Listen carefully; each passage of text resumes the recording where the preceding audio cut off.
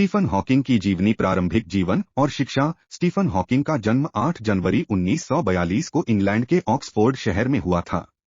उनके पिता का नाम फ्रैंक हॉकिंग और माता का नाम इsobel हॉकिंग था। बचपन से ही हॉकिंग में विज्ञान के प्रति गहरी रुचि थी। उन्होंने ऑक्सफोर्ड विश्वविद्यालय में गणित और भौतिकी का अध्ययन किया और 1962 में स्नातक की डिग्री प्राप्त की।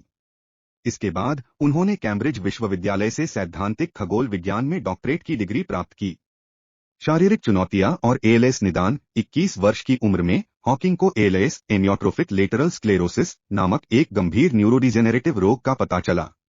डॉक्टरों ने उन्हें केवल कुछ वर्षों की जीवन प्रत्याशा बताई थी, लेकिन उन्होंने सभी चुनौतियों का सामना करते हुए विज्ञान के क्षेत्र में उल्लेखनीय योगदान दिया। वैज्ञानिक योगदान और प्रसिद्धि। स्टीफन हॉकिंग का सबसे प्रसिद्ध कार्य ब्लैक होल पर था।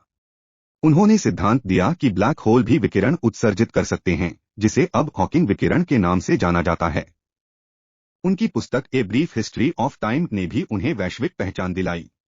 इस पुस्तक ने जटिल वैज्ञानिक विचारों को सामान्य जनता के लिए सरल भाषा में प्रस्तुत किया।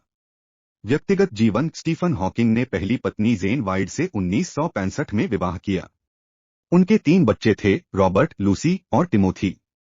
बाद में उन्होंने जेन से तलाक लिया और अपनी नर्स एलेन मैसन से 1995 में विवाह किया, लेकिन यह विवाह भी 2006 में समाप्त हो गया।